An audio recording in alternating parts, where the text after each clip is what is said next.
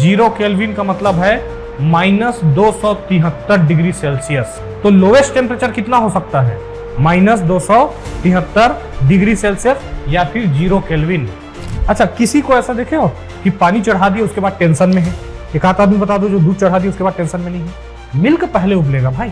पुराने मूवी में नहीं देखे हो क्या? बहुत पुराना मॉडल का कार है, जा रहे थे जंगल में, कार भुक भुक करके बंद हो गया, फिर ड्राइवर गैलन पकड़ के नदी में जाता था, पक्का उसका उधर मर्डर होने वाला है। यही क्वेश्चन दे दिया कि रेफ्रिजरेटर में कूलेंट को नीचे लगा दिया जाए तो ठंडा तो होगा, लेकिन कौन सी विधि से? रेगिस्तानों में, जैसे हमारे पास राजस्थान है, उसके कुछ भागों में दिन में बड़ा गर्मी और रात में बड़ा ठंडी। ऐसा क्यों? चलिए सुनिए, उष्मा क्या होती है? उष्मा या हीट ये ऊर्जा का एक रूप है जिसके वजह से हमें गर्माहट या ठंडकता महसूस होती है ना? Form of energy which produces sensation of hotness और कोल्डनेस। ठीक है, यूनिट क्या होता है? एक तो आप जानते हैं कि चाहे वर्क हो, चाहे कार्य हो, चाहे ऊर्जा हो, चाहे उष्मा हो, सबका यूनिट क्या होता है? सेम होता है। वो होता है क्या? जूल। लेकिन जब आप हीट पढ़ते हैं तो उष्मा का एक और इकाई होता है सीजीएस में। ये तो होता है किसमें? एसआई में। सीजीएस में क्या होता है? कैलोरी। और एक कैलोरी में कितना जूल होता है? जिसको कहीं कहीं पर क्या लिखा होगा? 4.2 जूल। एक कैलोरी का मतलब क्या होता है? 1 ग्राम पानी का ताप 1 डिग्री सेल्सियस बढ़ाने के लिए जितना मात्रा का हमको क्या लगता है? हीट लगता है, उसको क्या बोलते हैं? 1 कैलोरी कहते हैं। तो 1 ग्राम पानी का ताप 1 डिग्री सेल्सियस बढ़ाने के लिए जितना हीट का जरूरत है, उष्मा का जरूरत है, उसी को क्या कहते हैं? 1 कैलोरी कहते हैं। ठीक है, तो फिर टेम्परेचर क्या है? ताप क्या है? डिग्री ऑफ हॉटनेस और कोल्डनेस को टेम्परेचर कहते हैं। कोई ऑब्जेक्ट किस हद तक गर्म है या किस हद तक ठंडा है, इसका माप है क्या? ताप। अगर आणविक रूप से देखा जाए, मॉलिक्यूलर फॉर्म में देखा जाए, तो क्या होता है कि जितने भी अणु हैं, मॉलिक्यूल हैं, उनके गतिज ऊर्जा का योग है उष्मा। उनके गतिज ऊर्जा का योग है उष्मा और उनके मॉलिक्यूल के गतिज ऊर्जा, औसत गतिज ऊर्जा है ताप। आपको पता है कि चाहे कोई ऑब्जेक्ट सॉलिड रहे, चाहे लिक्विड रहे, चाहे गैस रहे, सबके अणु लगातार गति में है। इसके भी अणु लगातार किसमें है? गति में है। पता आपको भले नहीं चल रहा है, लेकिन ये लगातार वाइब्रेट कर रहे होते हैं। ठीक है, इसके अणु बहुत पास पास होंगे, द्रव के अणु थोड़ा दूर दूर होंगे और गैस के अणु बहुत अधिक दूर दूर होंगे, है ना? इसीलिए बोला जाता है डिफ्यूजन, विसरण की प्रॉपर्टी सॉलिड में नहीं होती है, द्रव में होती है, गैस में बहुत ज्यादा होती है। यहां पर इत्र छिड़का जाए, बहुत जल्दी आप तक पहुंच जाएगी, है ना? अपने आप में किसी को घोल लेना या किसी में घुल जाने के प्रॉपर्टी को विसरण कहते हैं, डिफ्यूजन कहते हैं, है ना? तो सबसे ज्यादा डिफ्यूजन की प्रॉपर्टी किसमें होती है? गैस में होती है। कहीं नॉनवेज पक रहा हो, क्या होता है? ताप, देखो, जो भोजन गर्म रहता है उसका स्मेल जल्दी आता है, ठंडा रहता है उसका स्मेल नहीं आता है। कारण ताप बढ़ने से विसरण की प्रॉपर्टी क्या हो जाती है? बढ़ जाती है। इसलिए अगर गर्म रहेगा तो विसरण की प्रॉपर्टी बढ़ने की वजह से वो स्मेल क्या हो जाता है? स्प्रेड हो जाता है, काफी मात्रा में फैल जाता है। तो ताप का मतलब है कि किसी भी वस्तु के गर्माहट या ठंडकता को मापने वाला या बताने वाला भौतिक राशि को क्या कहते हैं? ताप कहते हैं। चलिए देखिए, ताप में आपको ताप का इकाई क्या क्या होता है? सेल्सियस, फ़ारेनहाइट, रियूमर और केल्विन। केल्विन जो स्केल है उसको, उसमें जो ताप बताते हैं उसको परम ताप, एब्सोल्यूट टेम्परेचर भी कहते हैं। उसका वजह यह है कि 0 केल्विन पर जो पदार्थ है, खासकर पढ़ा जाता है गैस के लिए, गैस के अणु रुक जाते हैं। हाँ, तो बोला जाता है कि इससे कम ताप संभव नहीं है। 0 केल्विन का मतलब है -273 डिग्री सेल्सियस। तो लोएस्ट टेम्परेचर कितना हो सकता है? -273 डिग्री सेल्सियस या फिर 0 केल्विन। यहां पर गैसों के अणु 100% रुक जाते हैं, इससे नीचे टेम्परेचर नहीं हो सकता। और वो कौन सी स्केल में आ रहा है? केल्विन स्केल में। इसलिए उसको बोला जाता है कि मॉलिक्यूल एब्सोल्युटली 0 मोशन पे आ चुके हैं। तो एब्सोल्यूट टेम्परेचर कहीं पर लिखा है मतलब समझ जाना कि केल्विन यूनिट बोल रहा है। कभी कभी यूनिट नहीं बोलता, बोलता है कि अगर पदार्थ का एब्सोल्यूट टेम्परेचर 50 है, इसका मतलब क्या है, वो 50 केल्विन है। कॉमन क्वेश्चन जो पूछा जाता है वो क्या है, टेम्परेचर में इंटर कन्वर्जन। तो वो कैसे बना है, सारे के सारे जो स्केल है, तापमान पैमाने हैं, टेम्परेचर स्केल है, कैसे बना है ये आपको अगर पता है तो कैसा भी सवाल रहे बन जाएगा। लेकिन कई व्यक्ति ऐसे होता है कि वो एक दूसरे में इंटर कन्वर्जन करते हैं, उसको क्या कर लेते हैं, याद कर लेते हैं। याद करने से सारे क्वेश्चन बनने वाले नहीं है। स्केल कैसे बना है ये आपको पता होना चाहिए। स्केल कैसे बना है देखिए, 4 हम पढ़ेंगे, चारों को एक दूसरे के रूप में कन्वर्ट कर सकते हैं। इसका मतलब एकदम तय है कि चारों में कुछ ना कुछ तो कॉमन रहा होगा, ठीक है। तो सब जिस सीक्वेंस में स्केल डेवलप हुए हैं उसी सीक्वेंस में आपको बता रहा हूं। सबसे पहले क्या आया, सेल्सियस। सेल्सियस के बाद क्या आया, फ़ारेनहाइट। फ़ारेनहाइट के बाद क्या आया, रियूमर। रियूमर के बाद क्या आया, तो ये है सेल्सियस, और इसमें क्या बोला जाता है, इसको डिग्री सेल्सियस। फिर आया क्या, फ़ारेनहाइट, इसको क्या बोला जाता है, डिग्री फ़ारेनहाइट। कोई अगर बोल रहा है कि मुझे 100 डिग्री बुखार है, इसका मतलब 100 डिग्री फ़ारेनहाइट है, 100 डिग्री सेल्सियस नहीं है, उसमें उबल जाएगा वो। फिर आया रियूमर, इसको बोला जाता है डिग्री रियूमर। फिर आया क्या, केल्विन, और इसको क्या बोला जाता है, केवल केल्विन, इसमें डिग्री नहीं लगा होता है, ठीक है। और इसी को क्या बोला जाता है, परम ताप, एब्सोल्यूट टेम्परेचर। सेल्सियस स्केल का खोज किसने किया, सेल्सियस ने। फ़ारेनहाइट का स्केल का खोज किसने किया, फ़ारेनहाइट ने। रियूमर का खोज किसने किया, रियूमर ने। और केल्विन का खोज किसने किया, केल्विन। ये सही है, उनके नाम पे ही है। जैसे आपका नाम क्या है, सुयस स्केल भी बनाया जा सकता है, बिल्कुल बनाया जा सकता है। कैसे देखिए, सबने अपना अपर फिक्स पॉइंट और लोअर फिक्स पॉइंट, निम्न बिंदु उच्च बिंदु, ठीक है, अधो और ऊर्ध्व बिंदु बोलते हैं, अधो बिंदु और ऊर्ध्व बिंदु, सबने सेम रखा। सबने क्या कहा कि लोअर फिक्स पॉइंट जो है, निम्न बिंदु को जल का हिमांक मानेंगे, ठीक है। हम सबने जल के हिमांक को निम्न बिंदु रखा, और सबने जल के क्वथनांक को क्या माना, अपर बिंदु माना। यही कॉमन है चारों में, सबका निम्न बिंदु हिमांक है, सबका lower fix point same, upper fix point same, मतलब सबका ये हिमांक है, क्वथनांक है, हिमांक है, क्वथनांक है, हिमांक है, क्वथनांक। फिर सेल्सियस आया और बोला कि जल के हिमांक को मैं 0 कहूंगा और जल के क्वथनांक को 100 कहूंगा, और इन बीच तापांतर है उसको 100 बराबर भाग में बांटूंगा, और एक भाग को क्या कहूंगा, 1 डिग्री सेल्सियस। फिर फ़ारेनहाइट आया, बोलता है जल के हिमांक को मैं 32 मानेगा, जल के क्वथनांक को 212 मानूंगा, तापांतर है उसको 180 बराबर भागों में बांटूंगा, और जानते हो एक भाग को क्या कहूंगा, 1 डिग्री फ़ारेनहाइट। ठीक। रियूमर आया, बोलता है कि जल के हिमांक को मैं 0 कहूंगा, जल के क्वथनांक को मैं 80 कहूंगा, दोनों के बीच जो तापांतर है उसको कितने भाग में बांटूंगा, 80 बराबर भाग में बांटूंगा, और जानते हो एक भाग को क्या कहूंगा, 1 डिग्री रियूमर। ठीक। फिर कौन आया, केल्विन आया, क्या बोलता है कि जल के हिमांक को मैं 273.16 मानूंगा, और जल के क्वथनांक को मैं 373.16 मानूंगा। लमसम में यही लिया जाता है, 273 और 373। इन भाग को कितने भाग में बांटूंगा, और जानते हो कि एक भाग को क्या कहा जाएगा, 1 केल्विन। ठीक। अब आपको चारों में रिलेशन चाहिए, और कैसे आपको ये पता होने के बाद भी कई सवाल नहीं बनते हैं। आपको अगर ये पता है कि स्केल कैसे बना है तो सवाल बन जाएगा। स्केल बनाने का सबसे आसान तरीका है कि स्केल लिखो, पैमाना कौन सा है, माइनस निम्न बिंदु बटे भागों की संख्या, ये सबके लिए बराबर कर दीजिए। स्केल कौन सा है, निम्न बिंदु भागों की संख्या। स्केल कौन सा है, निम्न बिंदु भागों की संख्या। स्केल कौन सा है, निम्न बिंदु भागों की संख्या। स्केल कौन सा है, निम्न बिंदु भागों की संख्या। नीचे सब 20 से काट दीजिए, ठीक है, 20 से नहीं 20 से।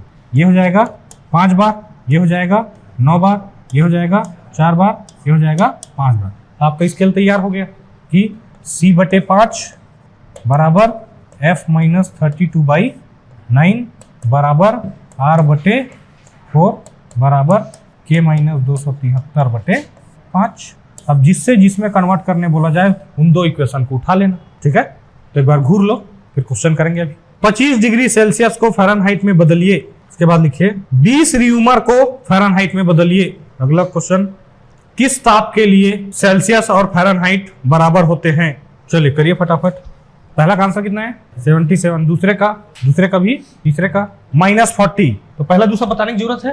तो देखिए किस ताप के लिए सेल्सियस और, तो C/5 = F - 32/9। किसके लिए दोनों बराबर होते हैं? तो आप C के जगह F लिख दो या आपके जगह C लिख दो। C/5 बराबर C - 32/9। क्रॉस मल्टीप्लीकेशन करिए।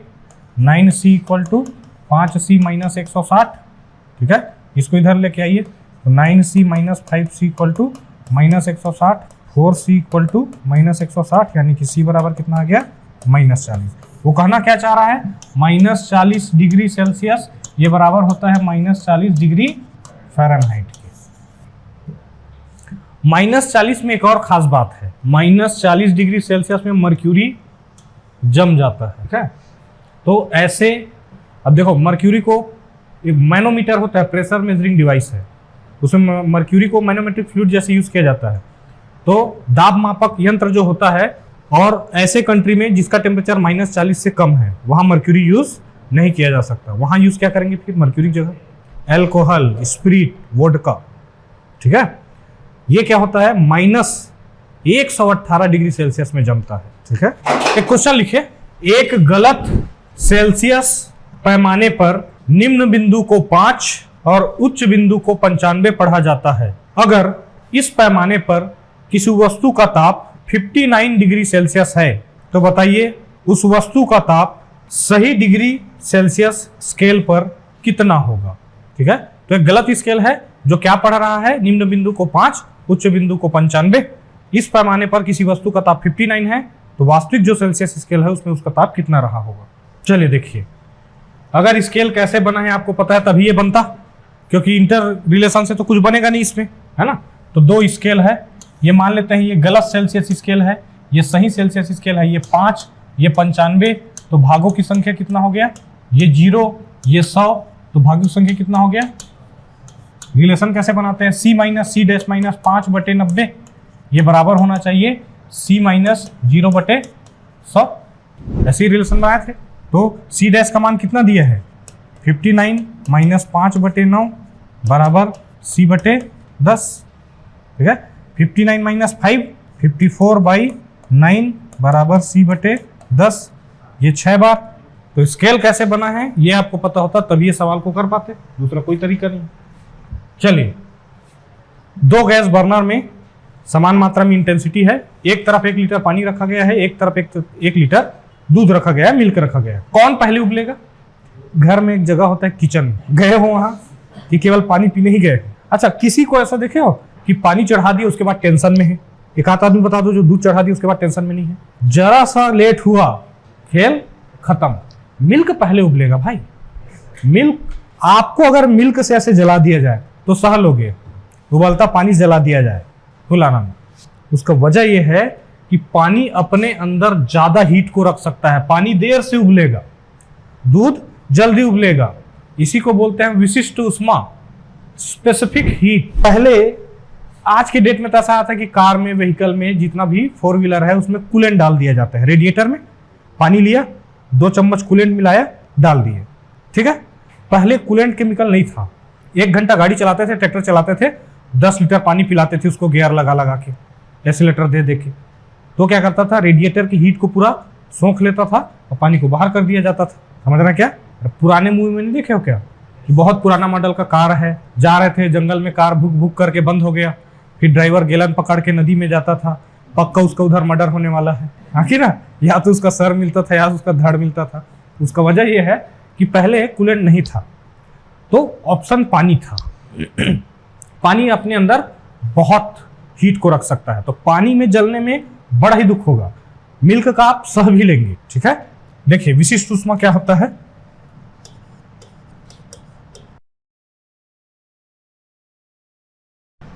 क्या बोल रहा है कि देखो, यदि m बराबर 1 kg हो गया या 1 ग्राम हो गया और डेल्टा T बराबर 1 केल्विन या 1 डिग्री सेल्सियस हो गया, तो क्या मैं S बराबर Q लिख सकता हूं?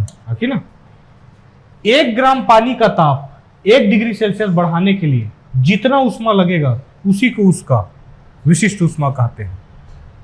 ठीक है, 1 ग्राम, अब देखिए किसी भी पदार्थ के लिए 1 ग्राम किसी पदार्थ का ताप 1 डिग्री सेल्सियस बढ़ाने के लिए जो ऊष्मा लगेगा उसी को उसका विशिष्ट ऊष्मा कहेंगे। या 1 केजी किसी द्रव्यमान का ताप 1 केल्विन बढ़ाने के लिए जो ऊष्मा की मात्रा लगेगी उसी को उसका, तो किसी पदार्थ के एकांक द्रव्यमान का ताप एकांक मात्रा से बढ़ाने के लिए आवश्यक ऊष्मा की मात्रा को क्या कहते हैं? विशिष्ट ऊष्मा। पानी का 1 कैलोरी परिभाषा में लिखे हैं, 1 ग्राम पानी का ताप 1 डिग्री सेल्सियस बढ़ाने के लिए जो ऊष्मा लगता है उसे क्या कहते हैं?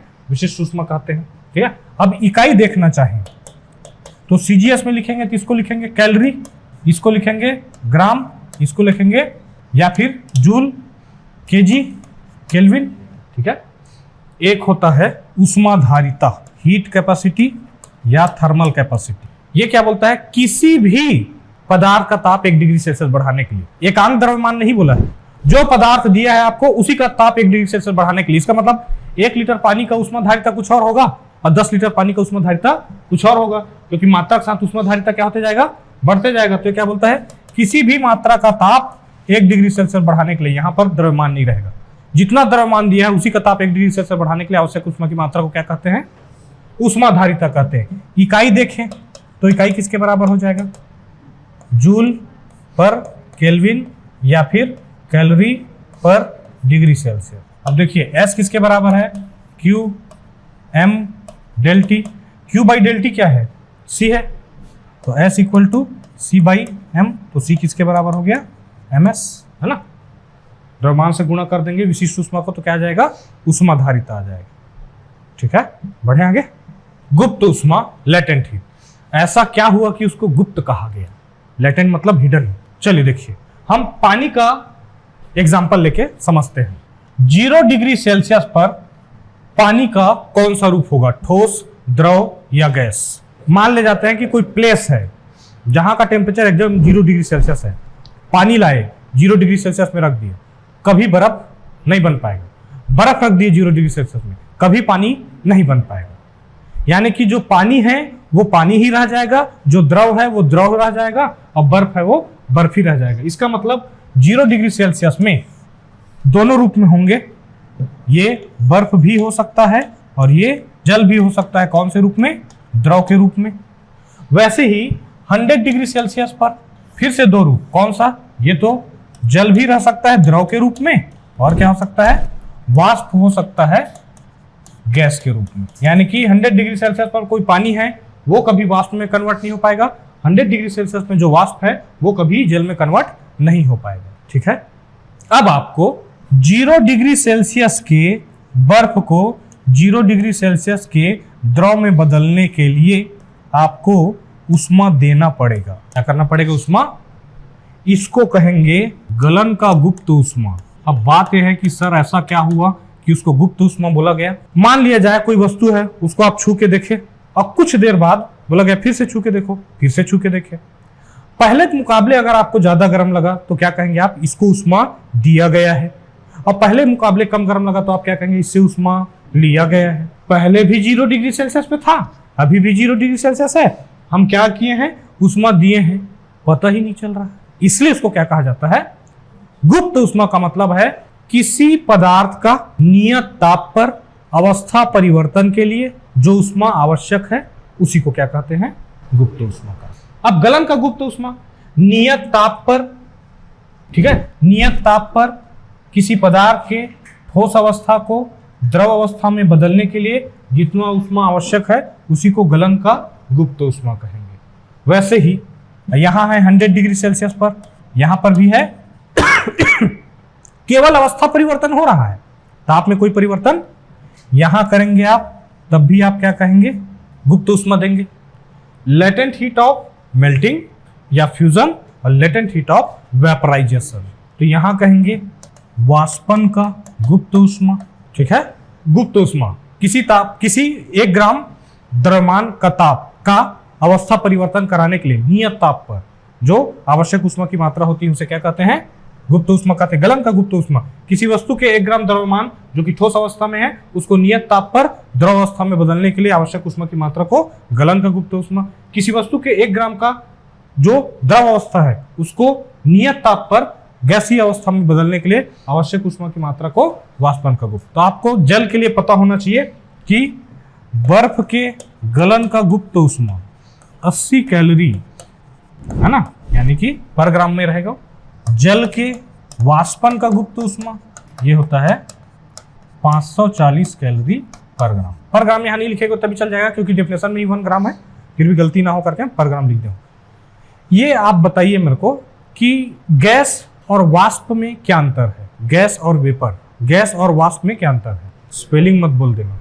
वेपर खाली पानी के लिए थोड़ी ना होता है, वेपर तो किरोसिन का भी होता है, वेपर तो पेट्रोल का भी होता है। जो पदार्थ कमरे के ताप पर द्रव अवस्था में है उसके गैसीय अवस्था को वाष्प कहेंगे।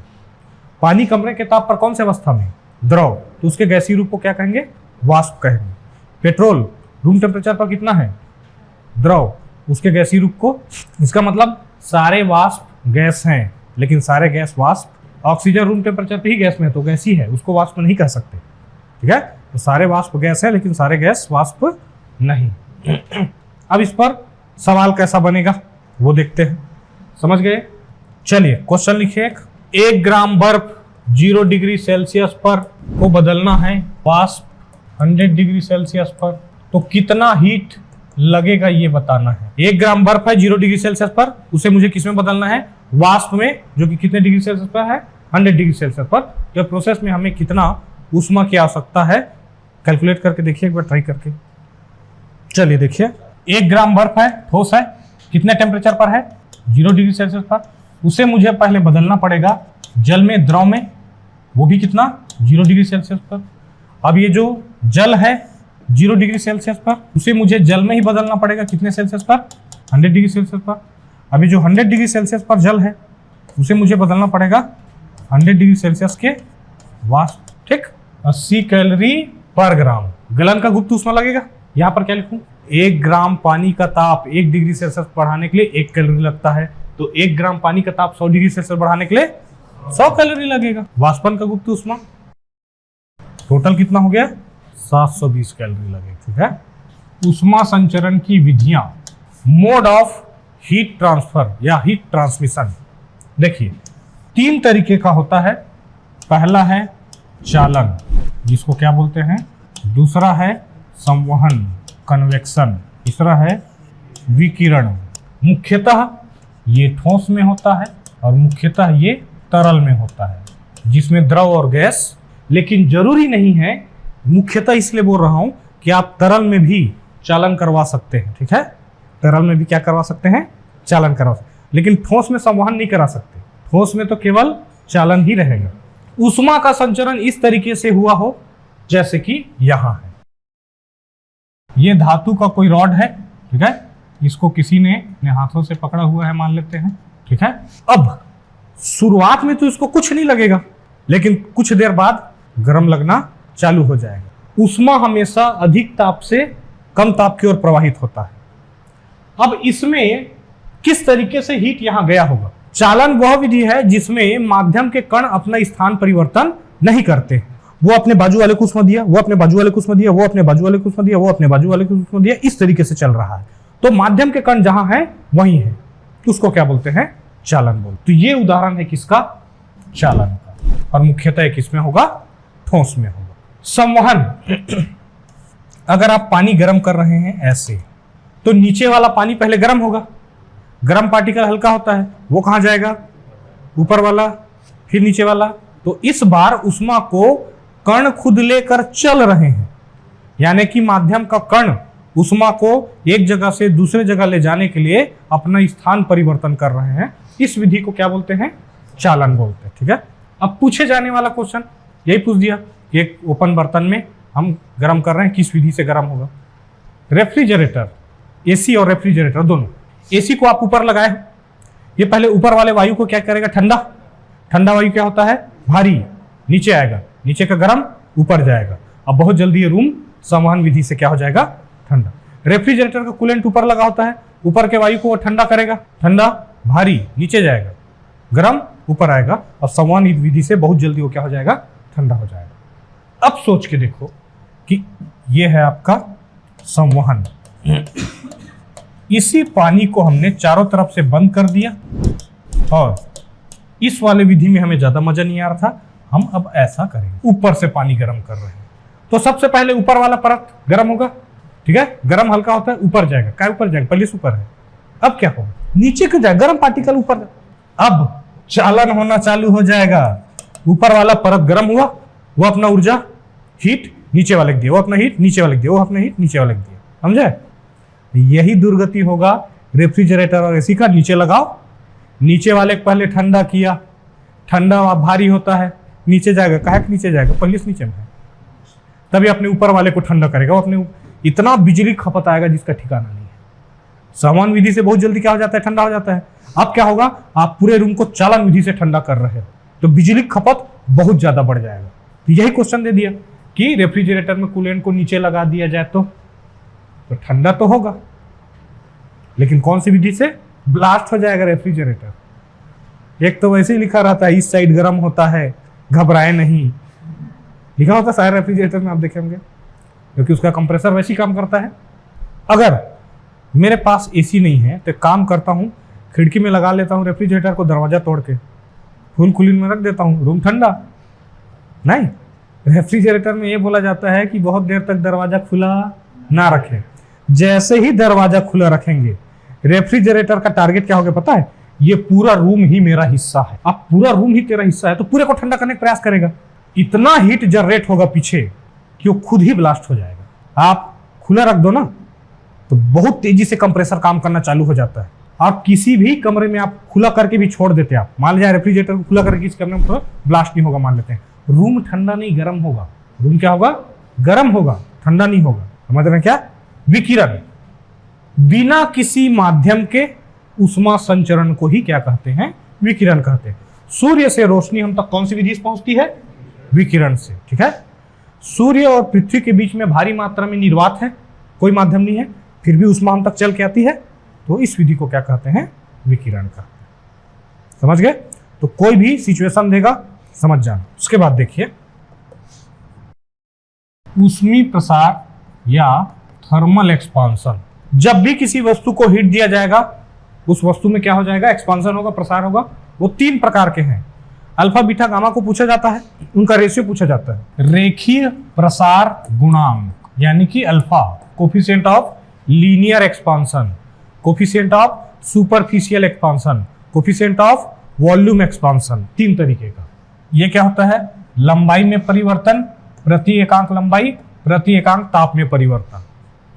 दूसरा है क्षेत्रीय प्रसार गुणांक बीटा, ये क्या होगा, क्षेत्रफल में परिवर्तन बटे प्रारंभिक क्षेत्रफल ताप में परिवर्तन। आयतन प्रसार गुणांक गामा, ये क्या होगा, आयतन में परिवर्तन प्रारंभिक आयतन ताप में। इन तीनों का इकाई सबका होगा पर डिग्री सेल्सियस या पर केल्विन। एरिया लेंथ का इकाई कट गया, एरिया कट गया, वॉल्यूम का कट गया, तो नीचे बचा केवल डिग्री सेल्सियस या केल्विन। देखिए ये पूछा जाता है कि alpha is to beta is to gamma क्या होता है, 1:2:3 होता है। यानी कि गामा इक्वल टू 3 अल्फा और बीटा इक्वल टू 2 अल्फा। ठीक है, बढ़े आगे। ये सब तो सुने हो गया आप, कृष्ण का ब्लैक बॉडी। ऐसा पदार्थ जो अपने ऊपर आने वाले सारे विकिरणों को अवशोषित कर लेती है, सारे रेडिएशन को ऑब्जर्व कर लेती है, उसको क्या कहते हैं, ब्लैक बॉडी कहते हैं। और सारे विकिरण ही अवशोषित हो गए तो कौन से रंग का दिखेगा। ऐसा क्यों बोला जाता है कि, सुनिए ध्यान से, रेगिस्तानों में, जैसे हमारे पास राजस्थान है, उसके कुछ भागों में दिन में बड़ा गर्मी और रात में बड़ा ठंडी। ऐसा क्यों, और रात में क्या हो जाता है। हाँ, मजाक में सही आंसर दे दिए। जो उष्मा का बहुत अच्छा अवशोषक होता है, वही उष्मा का बहुत अच्छा उत्सर्जक भी होता है। रेत बहुत जल्दी, जैसे धूप आया बहुत जल्दी गर्म हो गया, बहुत मात्रा में गर्म हो गया, तो दिन में क्या रहा, गर्मी। जैसे ही धूप खत्म, पूरा उष्मा तुरंत दे दिया और क्या हो गया, ठंडा। आखिर ना, समुद्र किनारे आप बिना चप्पल के धूप में भी नहीं चल सकते, ठंड में भी नहीं चल सकते। धूप में भयंकर गर्म रहेगा और ठंड में भयंकर ठंडा रहेगा। इसलिए रेगिस्तानों में दिन में गर्मी और रात में एक ही मौसम में दो मौसम का मजा ले रहे हैं। यही वजह है कि राजस्थान में नाइट लाइफ काफी फेमस है। दिन में तो भयंकर गर्मी है ना। आपको क्या बोला जाता है कि सफेद कपड़े पहनना चाहिए गर्मी के दिन में, कारण पर एक बात ध्यान रखना, ये बहुत जल्दी गर्म नहीं होने वाला है, तब बहुत जल्दी ठंडा भी धीरे धीरे गर्म होगा। तो धीरे धीरे ब्लैक पहने हैं, जैसे धूप में गए जल्दी से गर्म हो गया, जैसी छांव मिला जल्दी से ठंडा भी हो जाएगा। तो ऐसी अफवाहों में ना पड़े, जो कपड़ा साफ है पहन सकते हैं, ठीक है। तो ब्लैक बॉडी अपने ऊपर आने वाले सारे रेडिएशन को क्या कर लेता है, अवशोषित। एक है, अब हर चैप्टर में ताही जाता है ये। एक बात बताइए, न्यूटन के भाई के बारे में बोला जाता है कि न्यूटन ने सेब को नीचे गिरते हुए देखा था तो गुरुत्वाकर्षण की खोज की थी। छोटे क्लास में लिखा होता है कि और सोशल मीडिया पे मैं ये दिखाऊं कि एक आदमी ऐसे गोला करके ऐसे घेर के, ये वही सेब का पेड़ है जिसके नीचे न्यूटन ने गुरुत्वाकर्षण की खोज की थी, और मिलियन में उसके शेयरिंग है, ठीक है। क्या आपको लगता है कि ये सच होगा? अगर ये सच है तो 11वीं 12वीं के बुक में लिख के दो, लिखो ना एनसीईआरटी में 11वीं 12वीं में। तो नहीं, ऐसा नहीं, 7वीं 8वीं में लिख देंगे, क्योंकि ए फॉर क्या होता है, समझ रहे हैं आप? ए फॉर एप्पल होता है, इसीलिए एप्पल के गिरने से खोज हुआ। इंडिया में होता तो ए फॉर आम होता। तो सब लोगों को जो ए फॉर एप्पल पढ़ते आ रहे हैं उनको बताओ ना एप्पल के। एक कॉन्फ्रेंस में न्यूटन के अंदर जो रिसर्च फेलो था, जो उसका दामाद भी था, न्यूटन का ही दामाद, वो बोला था कि हमने मजाक मजाक में बोल दिया था। हम किसी गार्डन में घूम रहे थे, वहां एप्पल का पेड़ दिखा हमें, तो हमने वैसे ही बोल दिया था, ये वास्तव में ऐसा कुछ नहीं है। क्या न्यूटन ने सेब के अलावा किसी और चीज को कभी नीचे आते हुए नहीं देखा उस सेब से पहले? क्वाइट ऑब्वियस, ठीक है। अब ये न्यूटन क्या बोलता है शीतलन के नियम में, किसी वस्तु को आप मान लिया जाए 100 डिग्री सेल्सियस में है, उसको ठंडा होने के लिए छोड़ दीजिए। वातावरण का टेम्परेचर 25 डिग्री सेल्सियस है, तो कब तक ठंडा होगा वो? जब तक कि खुद का ताप कितना नहीं आ जाता, 25 नहीं आ जाता, हाँ कि ना। बोलता है कि अगर वो, ये वातावरण है 25 डिग्री सेल्सियस है, हम ये रख दिए हैं जिसका 100 डिग्री सेल्सियस है, ये 100 से 90 होगा, 90 से 80 होगा, 80 से 70 होगा, ऐसे अंततः कहां तक जाएगा ये? 25 तक, आगे ना। बोलता है कि 100 से 90 आने में अगर 1 मिनट लगा है तो 90 से 80 आने पर 4 मिनट लगेगा, 80 से 70 आने पर 10 मिनट लगेगा। इस तरीके से बोलता है, मतलब ठंडे होने का दर घटते ही जाएगा, आखिर ना। हो सकता है 2 घंटा लग जाए। इसलिए बोला जाता है कि उबलता हुआ पानी उबलता नहीं रह पाता, लेकिन गुनगुना पानी है बहुत लंबे समय तक गुनगुना रह जाता है। 1-1 घंटे तक गुनगुना पानी आप करके देखे होंगे, 1-1 घंटे तक गुनगुना रह जाता है। उसका वजह है तापांतर बहुत कम है, तो ठंडे होने का दर भी बहुत कम है, ठीक है। यह है इसका मतलब कि किसी वस्तु के ठंडे होने का दर उस वस्तु और उसके वातावरण के तापांतर के समानुपाती होता है। तापांतर जितना ज्यादा है ना, पानी को उबालो, रेफ्रिजरेटर में डाल दो, भयंकर स्पीड में ठंडा होगा, समझ रहे क्या? जैसे पानी जो है 100 डिग्री सेल्सियस था, फ्रिज में डाल दिए, और एक सामान्य पानी को फ्रिज में डालें, दोनों पानी का टेम्परेचर मेजर किए कि कौन टेम्परेचर में ज्यादा आगे है, समझ रहे हैं? तो ये 100 से सपोज 100 डिग्री सेल्सियस से 0 में आया होगा, ये 25 से 10 में नहीं गए हो पाए, इतना जल्दी वो उबलते हुए पानी से 0 में आ जाएगा, समझ रहे क्या? क्योंकि अंतर क्या था, ज्यादा था, तो ठंडे होने का दर ज्यादा हो।